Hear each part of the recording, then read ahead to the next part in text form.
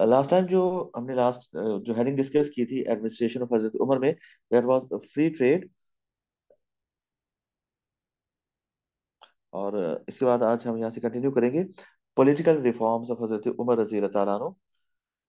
तो हजरत उमर रजी अल्लाह ताला अन्हु ने पॉलिटिकल रिफॉर्म्स की अपने दौरे खिलाफत में, और एडमिनिस्ट्रेटिव स्ट्रक्चर को बहुत ज़्यादा स्ट्रॉन्ग किया। और यू नो वेल कि हजरत उमर रजी अल्लाह ताला अन्हु himself, he was a warrior and he had a great political wisdom. तो उन्होंने इन क्वालिटीज़ को अपने दौरे खिलाफत में इस्तेमाल किया, और बहुत अच्छे एडमिनिस्ट्रेटर्स मुकर्रर किए। और मोस्ट इम्पोर्टेंटली, आपने मोहम्मद बिन मसलिमा एक बड़े मशहूर सहाबी हैं, उन्हें आपने अपॉइंट किया for the purpose of accountability. इस पे भी हमने लास्ट टाइम बात की थी कि accountability department that was very strong during the time of हजरत उमर रजी अल्लाह तआला अन्हु। कोई भी एक्शन होता, कोई भी कंप्लेन होती, उस पर फौरन एक्शन लिया जाता। और इस डिपार्टमेंट के लोग बहुत ज़्यादा एक्टिव होते। और it was like an inquiry commission, जिसके सामने कोई भी इशू आता तो ये वहाँ जाके इन्वेस्टिगेशन करते, इंक्वायरी करते, और रिपोर्ट जो है वो हजरत उमर रजी अल्लाह ताला अन्हु को जमा कराते। जैसे ही कोई कंप्लेन रिसीव होती, उस पर इन्वेस्टिगेट करते, और अगर कंप्लेन ठीक होती तो हजरत उमर रजी अल्लाह ताला अन्हु उस गवर्नर को या उस ऑफिसर को मदीना बुलाते, और फिर उसका फैसला होता। And he had administrative court for this purpose, यानी जितने भी एडमिनिस्ट्रेशन से रिलेटेड इश्यूज होते थे, उनको हजरत उमर रजी अल्लाह ताला अन्हु का जो डिपार्टमेंट था, अकाउंटेबिलिटी का डिपार्टमेंट, वो उनको देखता, और फिर फाइनल डिसीजन जो है वो एडमिनिस्ट्रेटिव कोर्ट में होता। अगर गवर्नर या एडमिनिस्ट्रेटर या ऑफिसर, उसका कोई उसकी कोई मिस्टेक होती, कोई गलती होती, तो उसके मुताबिक उसको सजा दी जाती। और अगर कोई बड़ी गलती होती तो उस पे उसको डिसमिस भी कर दिया जाता था। सो हजरत उमर रज़ी अल्लाह ताला अन्हु, he was known for his intelligence service. आपकी इंटेलिजेंस सर्विस बहुत ज़्यादा स्ट्रांग थी, और हर इलाके की रिपोर्ट आपको मिल जाती थी। और यहाँ तक कि एडमिनिस्ट्रेटर्स को भी नहीं मालूम होता था कि उनके इलाके में कौन शख्स जो है वो इंटेलिजेंस के लिए हजरत उमर रज़ी अल्लाह ताला अन्हु ने अपॉइंट किया हुआ है। तो इंटेलिजेंस नेटवर्क ऑफ हजरत उमर रज़ी अल्लाह ताला अन्हु दैट वाज वेरी स्ट्रांग। और इसकी वजह से जो एडमिनिस्ट्रेटर्स थे, जो ऑफिसर्स थे, आमिल थे, या सूबों के गवर्नर्स थे, वाली जिनको कहते थे, all of them they were very much concern about administrative objectives, या बहुत ज़्यादा वो ख्याल रखते थे कि अदल और इंसाफ के मुताबिक खिलाफत को चलाया जाए, और अपनी जिम्मेदारियों को अच्छे तरीके से पूरा करते थे। So further we see that जो अकाउंटेबिलिटी डिपार्टमेंट था, जिसके हेड मोहम्मद बिन मसलिमा थे, इस डिपार्टमेंट के लोग जिस इलाके में जाते, वहाँ के जो गवर्नर्स होते, वहाँ के जो आमिलीन होते, ऑफिसर्स होते, they were very much alert कि maybe there is something wrong in their area. तो आपका जो डिपार्टमेंट था, दैट वाज मच एक्टिव। और अगर कोई किसी को पनिशमेंट दी जाती, अगर किसी ऑफिसर को या किसी गवर्नर को पनिशमेंट दी जाती, तो that was in front of the public, ताकि लोगों को पता चलता कि किसी गवर्नर ने, किसी आमिल ने, किसी ऑफिसर ने अपनी जिम्मेदारी पूरी नहीं की है। इसके अलावा हम ये भी देखते थे कि हजरत उमर रज़ी अल्लाह के टाइम पे जो फाइनेंशियल एसेट्स थे, उनकी रिपोर्ट जो है वो बाकायदा इस डिपार्टमेंट में जमा कराई जाती थी, और हर चीज़ का रिकॉर्ड प्रॉपर तरीके से मेंटेन किया जाता था। अच्छा, मिलिट्री रिफॉर्म्स, हजरत उमर रज़ी अल्लाह ताला उन्होंने प्रॉपर मिलिट्री डिपार्टमेंट ऑर्गेनाइज किया, स्टेट आर्मी को ऑर्गेनाइज किया। इनसे पहले आर्मी का ये कॉन्सेप्ट था कि जब जंग होती या कोई ऐसा मौका होता, तो मुख्तलिफ कबीलों से सोल्जर्स को जमा किया जाता। मुख्तलिफ कबीले अपने अपनी कैपेसिटी के मुताबिक सोल्जर्स प्रोवाइड करते, लेकिन गवर्नमेंट की कोई प्रॉपर आर्मी नहीं थी। लेकिन हजरत उमर रजी अल्लाह ताला उन्होंने एक प्रॉपर आर्मी को ऑर्गेनाइज किया, उनकी सैलरीज मुकर्रर की, उनकी ड्यूटीज, उनके लिए कंटोनमेंट्स, और उनके लिए मुख्तलिफ अलाउंसेस जारी किए। So in that way proper army was raised during the time of हजरत उमर रजी अल्लाह ताला अन्हु। और शुरू में आपने जो आर्मी थी उसमें कुरैश को और अंसार के लोगों को अपॉइंट किया, जो कि प्रोमिनेंट सहाबा इकराम थे। उनको आपने आर्मी में उनको अच्छे ऑफिसेस दिए, اور آرمی ان کے کمانڈ میں آرگنائز کی، لیکن بعد میں پورے عربیہ کے علاقے کے لوگوں کو آپ نے آرمی میں شامل کرنا شروع کر دیا۔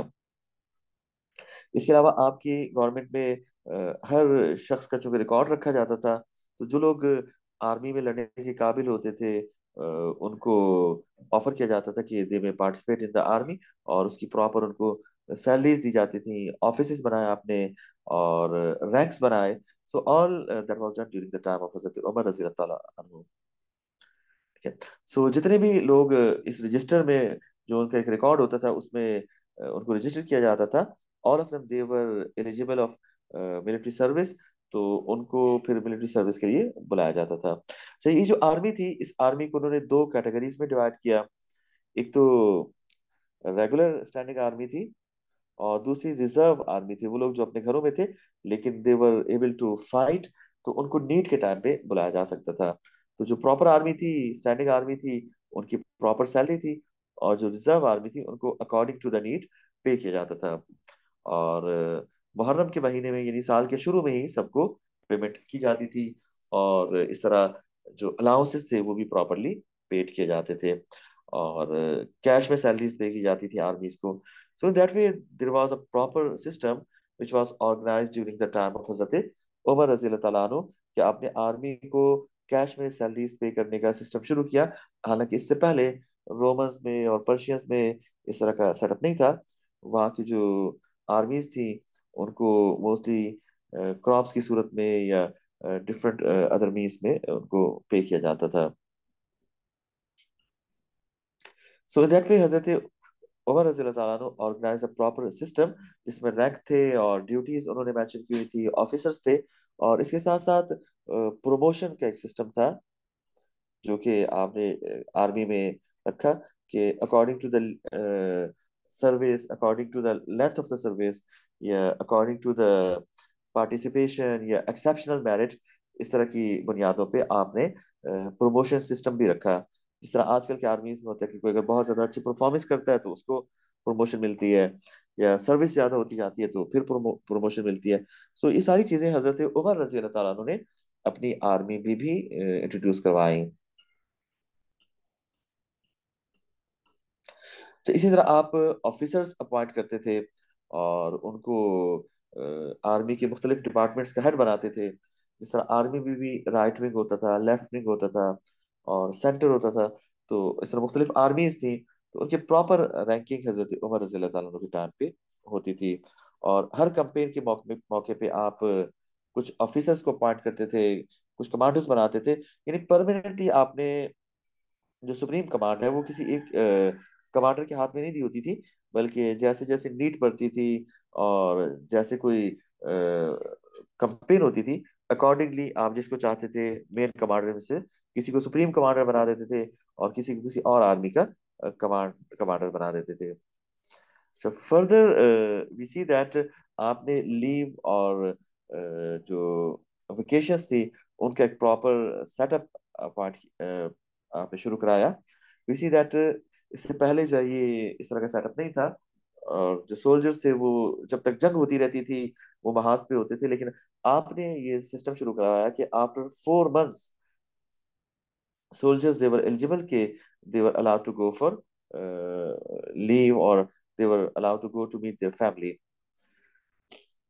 اچھا، اسی طرح آپ جو ہے ہر آرمی کے ساتھ ایک ٹریجری آفیسر ہوتا تھا، ایک اکاؤنٹنٹ ہوتا تھا، ایک قاضی ہوتا تھا، اور اس کے علاوہ اور کافی سارے لوگ جو کہ آرمی کے ساتھ امپورٹنٹ ہوتے تھے، فزیشینز ہوتے تھے، سرجنز ہوتے تھے، یعنی آپ نے آرمی کو پراپرلی ریگولیٹ کیا، اور یہ تمام آفیسرز ہر آرمی کے ساتھ جہاں بھی آرمی جاتی اس کے ساتھ ایک ٹریجری آفیسر ہوتا، اکاؤنٹنٹ ہوتا، قاضی، یعنی کوئی اگر کوئی ایشو ہو جاتا تھا، کوئی آپس میں لوگوں میں کوئی تنازع ہو جاتا تھا تو جج بھی آرمی کے ساتھ ہوتے تھے، اور اس طرح فزیشین اور سرجنز تو امپورٹنٹ ہے۔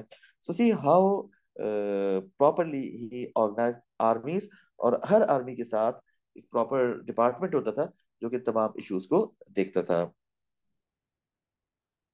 اچھا، اسی طرح اکارڈنگ ٹو دا سیزنز ان چیزوں کا بھی خیال رکھا جاتا تھا کہ جو آرمی کی یونیفارم ہوتی تھی that was according to the need, کہ سمر یا ونٹر کے مطابق ان کو جو بھی ریکوائرمنٹ ہوتی تھی آرمی کی وہ پوری کی جاتی تھی۔ اور پھر ہم یہ بھی دیکھتے ہیں کہ حضرت عمر رضی اللہ تعالیٰ عنہ نے ملٹری کنٹونمنٹس کو اسٹیبلش کیا، نئے شہر بنائے جو کہ ملٹری کے لیے انہوں نے خاص طور پہ بنائے، کوفہ، بصرہ، کیروان، فسطاط وغیرہ، یہ وہ شہر تھے جو کہ ملٹری کنٹونمنٹس تھے، اور جن کو حضرت عمر رضی اللہ تعالیٰ عنہ نے اسٹریٹجک لوکیشنز پر آپ نے نئے شہروں کی صورت میں بنوایا۔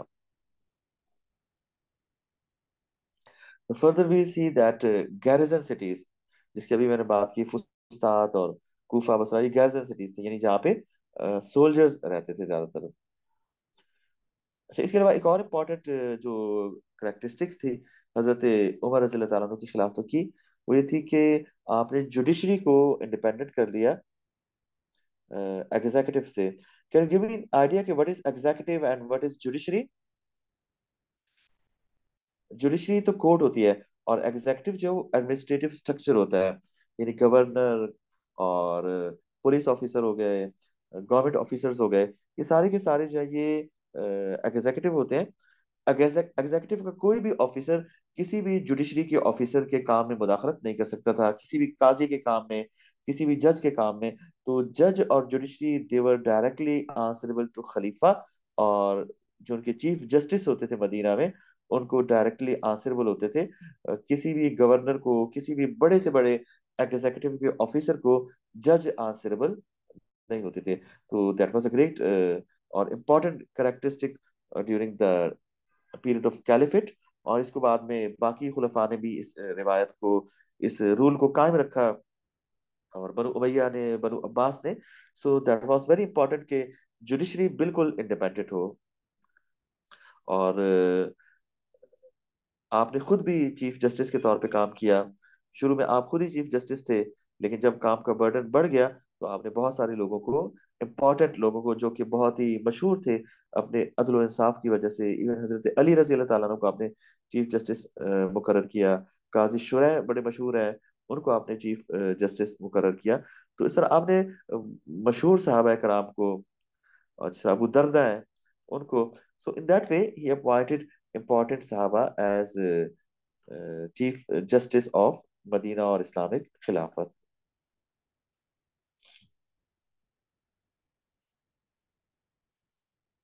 اچھا، اسی طرح ہم دیکھتے ہیں کہ social welfare that was a much important feature of the administration of حضرت عمر رضی اللہ تعالیٰ عنہ۔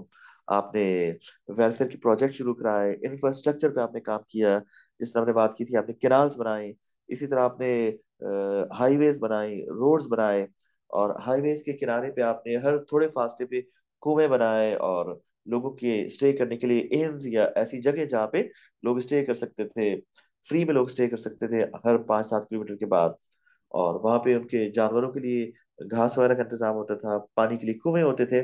تو آپ نے سفر کو آسان کیا، ہائی ویز کو پیسفل بنایا، اور نئی ہائی ویز بنائی، اور ہائی ویز کو آپ نے ایکسٹینڈ کیا، اور ہر تھوڑے تھوڑے فاصلے پہ آپ نے پانی کا انتظام کروایا، اور ہائی ویز کے لیے آپ نے ہائی ویز پہ ٹروپس انہوں نے اپوائنٹ کروائے، تاکہ جو ٹریڈرز ہیں یا عام جو مسافر ہیں وہ آرام سکون سے سفر کر سکیں۔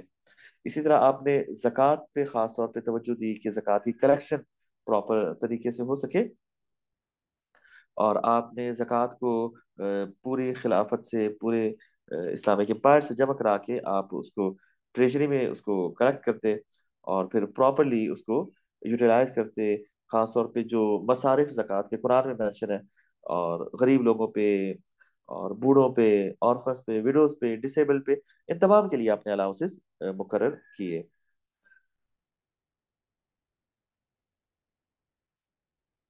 So further we see that حضرت عمر رضی اللہ تعالیٰ عنہ کے ٹائم پہ جو ریسورسز تھے، اگر ان کی بات کریں تو زکوٰۃ واز دا مین سورس، جو کہ 2.5 تھا ویلدی لوگوں پہ۔ یہ زکوٰۃ کے چیپٹر میں آئی تھنک ڈسکس ہوا تھا، یا آئی تھنک اگر آپ نے زکوٰۃ نہیں پڑھا تو اس کو ہم انشاءاللہ فیوچر میں زکوٰۃ کے چیپٹر میں ڈسکس کریں گے۔ جزیہ، جزیہ جو ہے وہ ٹیکس ہوتا تھا، سیکیورٹی ٹیکس ہوتا تھا، یا آپ اس کو ڈیفenس ٹیکس کہہ سکتے ہیں، اور نان مسلمس کو پے کرنا ہوتا تھا، اور جو نان مسلمس مسلمانوں کے ساتھ الائنس میں ہوتے تھے، جن کو ذمیز کہا جاتا تھا، وہ یہ ٹیکس پے کرتے تھے۔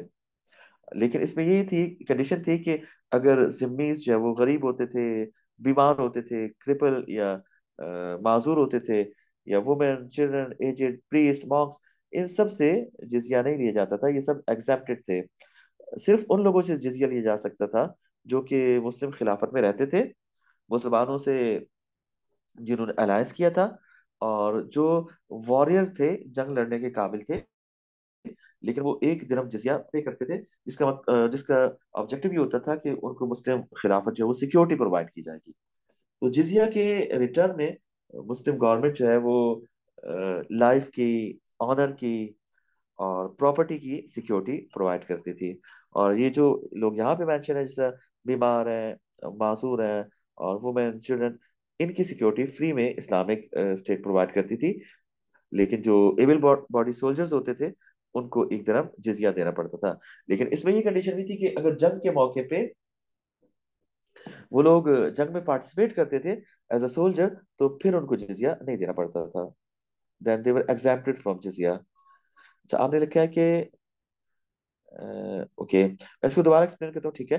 देखिए, जिजिया जिस तरह मुसलमान थे, मुसलमानों को तो जक़ात देनी पड़ती थी, ठीक है। जो मुसलमान थे और अमीर मुसलमान थे, यानी अमीर का मतलब ये था कि जिनके पास 7.5 तोला गोल्ड से ज्यादा की सेविंग होती थी, साल के एंड होने पे, एक साल गुजरने पे, उनको 2.5 जक़ात देनी पड़ती थी, 2.5%, ठीक है। तो ये तो मुस्लिम्स के लिए था। लेकिन जो नॉन मुस्लिम्स थे, उनके लिए टैक्स ये था कि ऐसे नॉन मुस्लिम जो कि जंग में जा सकते हैं, जो जंग में पार्टिसिपेट कर सकते हैं, जो फिजिकली फिट है, उनको हर साल एक दिरहम देना पड़ता था एज अ जिजिया टैक्स। जिजिया टैक्स उन लोगों से लिया जाता था, उन नॉन मुस्लिम से लिया जाता था जिनका मुसलमानों से कोई अलायंस होता था, ठीक है। अलायंस ये होता है कि जिस तरह मुसलमान जो है खिलाफत के टाइम पे मुस्लिम फोर्सेस इराक के इलाकों में एक्सपेंशन करती जा रही थी, तो हीरा वहां पे एक छोटी सी स्टेट थी। जब मुसलमान वहां तक पहुंचे, तो हीरा के लोगों ने मुसलमानों से अलायंस किया कि आप हमें प्रोटेक्ट करें, सिक्योर करें, हम इन रिटर्न आपको जिजिया देंगे। तो जिजिया जो एक दिरहम होता है, सिर्फ उन लोगों पे होता है जो कि जंग में जा सकते हैं, जो कि सोल्जर्स होते हैं, फिजिकली फिट होते हैं। वो अगर अफोर्ड कर सकते हैं, यानी बहुत गरीब नहीं होते, तो उनको हर साल एक दिरहम जिजिया देना पड़ता था। So that was basically security tax. जिजिया के रिटर्न में मुस्लिम खिलाफा उनको सिक्योरिटी प्रोवाइड करती थी, जान, माल, इज्जत, आबरू, इन तमाम चीजों की हिफाजत मुस्लिम खिलाफत की जिम्मेदारी होती थी। तो इज इट क्लियर कि व्हाट इज जिजिया? जी, सारा आपको क्लियर हो गया कि जिजिया क्या था? आप सब लोगों को भी क्लियर है कि जिजिया क्या होता है? ओके। और जिजिया जो वो इन लोगों पे जिनकी अभी हमने बात की, ये सारे जो मेंशन है, इन पे नहीं था, सिर्फ उन लोगों पे था जो कि फिजिकली फिट थे। अच्छा, एक और जो था सोर्स ऑफ इनकम हजरत अबू बकर सिद्दीक की खिलाफत में, और इवन अबू बकर सिद्दीक और हजरत उमर और बाकी खुलफा, दैट वाज उशर। उशर जो था दैट वाज लैंड टैक्स। और उशर जो था that was according to the production. और अगर प्रोडक्शन जो है वो नेचुरल रिसोर्सेज से हो रही है, तो फिर वो 1/10 था। और अगर जो प्रोडक्शन हो रही है खेतों में या एग्रीकल्चर से, और या खजूरों से, ऑर्चर्ड वगैरह थे, तो अगर वो आर्टिफिशियल मीन से हो रही है, तो दैट वाज 1/20, ठीक है। तो दिस वाज उशर। और ये क्रॉप्स पे होता था, प्रोडक्शन पे होता था।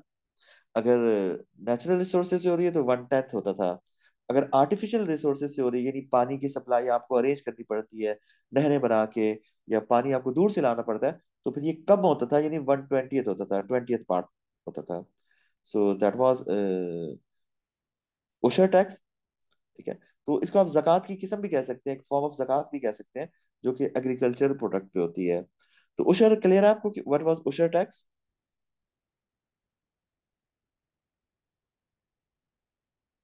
अच्छा, एक और जो मोड ऑफ रेवेन्यू था, दैट वाज खराज।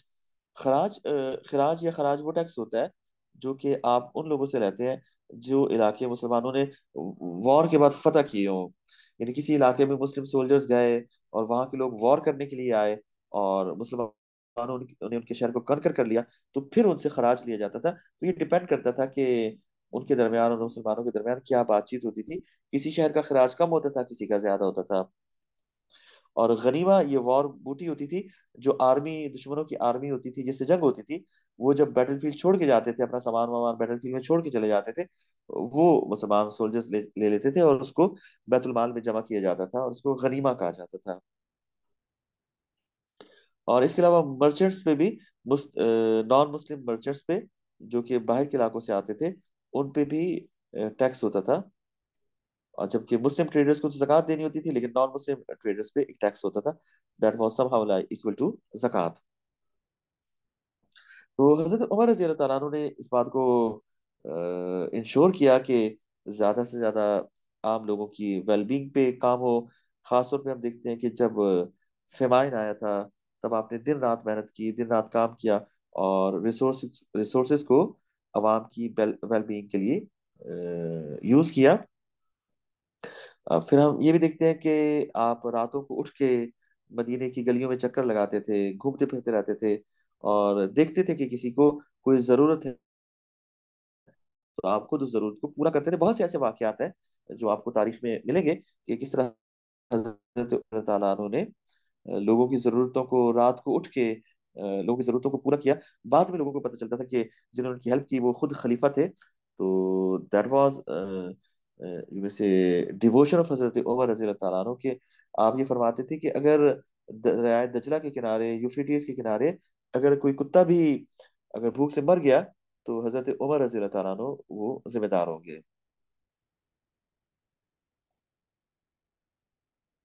کنارس کی ہم نے بات کی تھی لاسٹ ٹائم بھی، تو کچھ اور بھی کنارس کی آپ یہاں پہ دیکھ سکتے ہیں کہ ریور نائل پہ بھی انہوں نے کنارس بنائی۔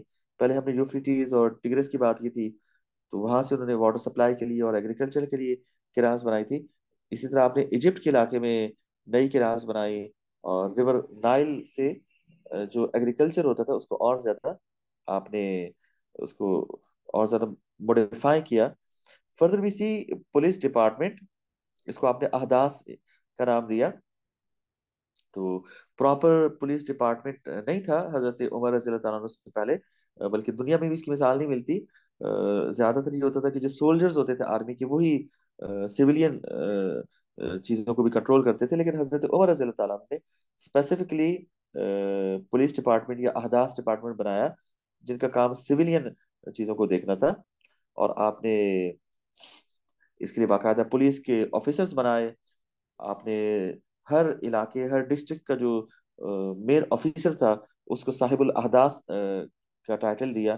اس طرح پراپرلی آپ نے پولیس ڈپارٹمنٹ شروع کرایا، جو کہ آج تک چل رہا ہے۔ اور پھر یہ آپ اس کو پڑھ سکتے ہیں کہ آپ نے ان پولیس آفیسرز کو کیا ہدایات دی کہ اپنے علاقے میں امن قائم رکھیں اور قانون کو اپلائی کریں، جس طرح کہ آج کل کی پولیس کی ذمہ داری ہوتی ہے۔ تو یہ ساری ذمہ داریاں آپ نے پولیس کو دی، یہاں تک کہ ان کو یہ بھی ذمہ داری دی کہ میجرمنٹ اور ویٹ کا جو سسٹم ہے بازار میں، اس پہ بھی نظر رکھیں کہ کوئی لوگ اگر پراپرلی میجر نہیں کر رہے یا ویٹ پراپر نہیں دے رہے، تو وہ بھی پولیس کی ذمہ داری ہوتی تھی کہ دے وڈ سی کہ whether people they are doing their deals, economic deals properly or not۔ اسی طرح پولیس کی ذمہ داری تھی کہ لوگوں کو دیکھیں کہ کوئی لوگ ایسا تو نہیں کرتے کہ راستوں پہ اپنے گھر بنا لیں، روڈ بلاک کر لیں، یا کوئی کسی جگہ سے راستہ گزر رہا ہو وہاں پہ کسی نے راستہ بند کر دیا، گھر بنا کے، دیوار بنا کے۔ تو یہ ساری ذمہ داریاں پولیس کی تھیں۔ یہاں تک کہ جانوروں کی دیکھ بھال بھی پولیس کی ذمہ داری تھی کہ کوئی اپنے جانور کو اگر اوور لوڈ کرتا تو پولیس کی ذمہ داری تھی کہ اس شخص کو پکڑ کے اور عدالت کے سامنے پیش کیا جاتا۔ اسی طرح شراب وغیرہ، تو پولیس کے بہت سارے کام تھے جو حضرت عمر رضی اللہ تعالیٰ عنہ کو ذمہ داریاں دی۔ یہ ساری مین ذمہ داریاں تھیں جو آپ نے اپنے آفیسرس کو انسٹرکٹ کیا کہ انہوں نے پوری کرنی ہے۔ پولیس کے ساتھ ساتھ حضرت عمر رضی اللہ تعالیٰ عنہ نے جیلز بھی بنائے پراپرلی، اور بلکہ یہ بھی کہا جاتا ہے کہ پورے عرب میں اس سے پہلے کہیں جیل کا تصور نہیں تھا، تو آپ نے سب سے پہلے جیل بنائی، اور اس کے لیے آپ نے مکہ میں 5 مکان خریدے اور ان کو جیل کے طور پہ ان کو پراپرلی آرگنائز کیا، بلڈ کیا۔ تو جیل کا کانسیپٹ بھی حضرت عمر رضی اللہ تعالیٰ عنہ سے ملتا ہے عربیہ میں۔ اسی طرح آپ نے جو پروونسز تھے، ڈسٹرکٹس تھیں، وہاں پہ بھی جیلز بنائی۔ اور اس طرح پھر آپ نے جو सजाएं थी उनको प्रॉपरली इन्फोर्स किया, फुली आपने सजाओं को इन्फोर्स कराया। और इस मामले में किसी किस्म की रियायत आपने नहीं दी। मोस्ट इम्पोर्टेंटली मर्डर की पनिशमेंट में आपने बहुत ज्यादा फोकस किया कि अगर कोई शख्स कत्ल करे तो उसको फौरन सजा दी जाए और अदल इंसाफ के मुताबिक सजा दी जाए, ताकि लोगों में एक खौफ हो और वो क्राइम करते हुए उनको एक खौफ महसूस हो, वो क्राइम ना करें। कैन यू टेल मी कि हाउ मेनी प्रोविंसेस, हमने लास्ट टाइम बात की थी, कितने आपके ख्याल में प्रोविंसेस थे और कितने आपके ख्याल में डिस्ट्रिक्ट थे ड्यूरिंग द कैलिफेट ऑफ हजरत उमर रज़ी अल्लाह ताला अन्हु? मुझे जरा आप रिकॉल कर सकते हैं कि कितने प्रोविंसेस कितने थे और डिस्ट्रिक्ट्स कितनी थी? आपके ख्याल, अगर आपको याद नहीं है तो आप मुझे अंदाजे से भी बता सकते हैं कि कितने प्रोविंसेस थे, क्योंकि हर प्रोविंस को फर्दर डिस्ट्रिक्ट्स में डिवाइड किया था ना हजरत उमर रज़ी अल्लाह ताला अन्हु ने। तो टोटल डिस्ट्रिक्ट्स आपके ख्याल में कितनी थी खिलाफत में, और प्रोविंसेस कितने थे? जी सलार, एनी आइडिया?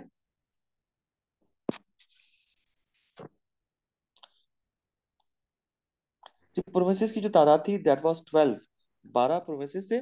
और उसके साथ साथ कुछ एडमिनिस्ट्रेटिव टेरिटरीज भी, तो 14-15 इलाके थे। और डिस्ट्रिक्ट्स जो थी दे वर इवन मोर देन 100, यानी 100 से ज्यादा जो थी वो डिस्ट्रिक्ट्स थी जो कि हजरत उमर रज़ी अल्लाह तआला अन्हु के टाइम पे इस्लामिक खिलाफत में मौजूद थी। So it was a very vast empire, बहुत बड़ी एम्पायर थी। So further we see that Hazrat Umar रज़ी अल्लाह अन्हु ने जो अलाउंसेस मुकर्रर किए उनको भी आपने कैटेगराइज किया। मोस्ट इम्पोर्टेंटली अगर प्रॉफिट से किसी खास रिलेशन था, क्लोज रिलेशन था, उनको आपने ज्यादा अलाउंस दिया because of the nearness to prophet सल्लल्लाहु अलैहि वसल्लम। और फिर जिन लोगों ने पहले इस्लाम कबूल किया था उनको आपने ज्यादा अलाउंसेस दिए, और जिनकी ज्यादा सेक्रीफाइसेस थी इस्लाम के लिए उनको आपने अलाउंसेस दिए। मिसाल के तौर पे जिन लोगों ने बदर में पार्टिसिपेट किया था उनके लिए आपने 5000 दिरहम्स एनुअल ये अलाउंस रखा। इस प्रॉब्लम की वाइफ्स के लिए आपने 10,000 दिरहम हर वाइफ के लिए आपने अपॉइंट किया। प्रॉब्लम के अंकल थे उनके लिए आपने अलाउंस अलाउंस रखा है। तमाम जैसे अब्बास थे या और इस तरह के रिलेटिव्स थे उन सब का आपने अलाउंस रखा। अच्छा, जिन लोगों ने बैटल ऑफ ओहद में पार्टिसिपेट किया था, और या ट्रीटी ऑफ हुदैबिया में जिन लोगों ने पार्टिसिपेट किया था उनके लिए 4,000 दिरहम अलाउंस था एनुअल। और जिन लोगों ने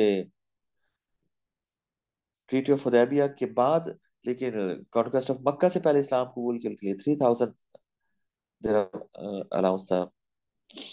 इसके अलावा जिन लोगों ने सीरियन और इराकी वॉर्स में पार्टिसिपेट किया उनके लिए 2,000 अलाउंस था फॉर ईच पर्सन। और उसके बाद की बैटल्स में जिन लोगों ने पार्टिसिपेट किया उनके लिए 1,000 दिरहम अलाउंस था। सो सी हाउ हजरत उमर रजी अल्लाह ताला अन्हु he properly organize and allowances system. अच्छा, ये तो अलाउंसेस थे जो कि कुरैश के लिए थे या मुस्लिम्स के लिए थे जिन्होंने इस्लाम कबूल किया उसके मुताबिक थे। लेकिन इसके अलावा आपने तमाम गरीब लोगों के लिए, तमाम माजूर लोगों के लिए, और जितने भी लोग जिनको जरूरत थी उन सब के लिए अलाउंसेस आपने मुकर्रर किए, वेदर दैट वाज मेल और फीमेल और यंग और old, even new born babies, सबके अलाउंसेस आपने मुकर्रर किए। So in that way it was a real welfare state in all senses. यानी दुनिया में इसकी मिसाल नहीं मिलती कि इतनी अच्छी रियासत, यानी जो कि वेलफेयर का इतना ज्यादा ख्याल रखती है, उसकी मिसाल नहीं मिलती है।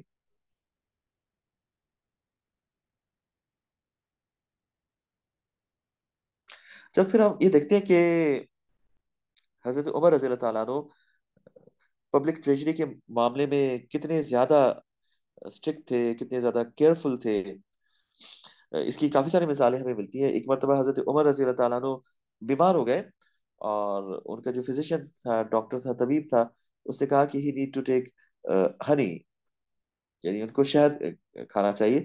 तो एज अ ट्रीटमेंट डॉक्टर ने सजेस्ट किया, and there was a lot of honey in बैतुल माल। लेकिन ही वेंट टू मजलिस शूरा, और उनसे उन्होंने परमिशन ली कि should I take some honey, if you allow me then I can take from बैतुल माल, क्योंकि that was not the part of his salary. तो इस तरह he was very much careful about public treasury या अपनी रिस्पॉन्सिबिलिटी के हवाले से बहुत ज्यादा केयरफुल होते थे। इसी तरह आपने एक बड़ा मशहूर वाकया है कि हजरत उमर रज़ी अल्लाह अन्हु ने कुछ ऊँटों को देखा विच वर हेल्दियर देन नॉर्मल कैमल्स। तो उन्होंने पूछा कि ये किसके ऊँट है जो इतने ज्यादा मोटे ताजे ऊँट है, बाकी लोगों के ऊँटों के मुकाबले में ज्यादा सेहतमंद है, ये किसकी ऊँट है?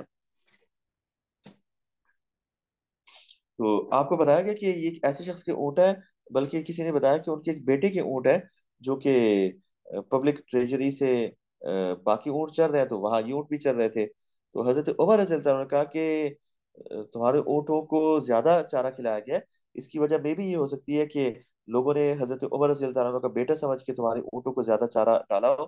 तो आपने कहा कि जो आम ऊँटों के मुकाबले में इनका वजन ज्यादा है या इनकी हेल्थ ज्यादा हो गई, तो इतना हिस्सा जो है बैतुल माल में जमा कराओ। तो उन्होंने जो बैलेंस था वो बैतुल माल में जमा कराया। तो इतने ज्यादा वो केयरफुल थे कि कोई भी अपनी जात की वजह से या अपने खलीफा होने की वजह से अपनी फैमिली को या खुद भी किसी किस्म का भी बेनिफिट वो लेना नहीं चाहते थे। अगर कोई बेनिफिट इनडायरेक्टली उनको मिल भी जाता था तो वो बैतुल माल में वापस जमा कराते थे, और बैतुल माल की प्रॉपर्टी की खास तौर पे खुद केयर करते थे। ये बड़ा मशहूर वाकया है कि एक दफा बैतुल माल का ऊंट गुम हो गया, तो वो खुद गए और खुद उन्होंने जाके उस ऊंट को तलाश किया, क्योंकि वो समझते थे कि उनकी जिम्मेदारी है कि बैतुल माल की हर चीज की हिफाजत उनकी जिम्मेदारी है। तो हिस्ट्री में इनकी मिसाल मिसाल नहीं मिलती इस तरह की एग्जाम्पल्स की कि इतना ज्यादा केयरफुल थे वो अपने रिस्पॉन्सिबिलिटीज के हवाले से, अपनी एडमिनिस्ट्रेटिव रिस्पॉन्सिबिलिटीज के हवाले से, और ख़ास तौर पे ट्रेजरी डिपार्टमेंट के हवाले से, और मॉनेटरी रिस्पॉन्सिबिलिटीज के हवाले से, अकाउंटेबिलिटी के हवाले से। तो ये सारी चीजें अगर हम देखते हैं तो we come to know that Hazrat Umar रज़ी अल्लाह अन्हु was the best administrator, he was the best military commander, and he was one of the best rulers the world has ever seen. So I hope कि administration of Hazrat Umar रज़ी अल्लाह अन्हु ये आपको clear है? Any question from the administration of Hazrat Umar रज़ी अल्लाह अन्हु? कोई question तो पूछे, I hope कि आपको clear होगा।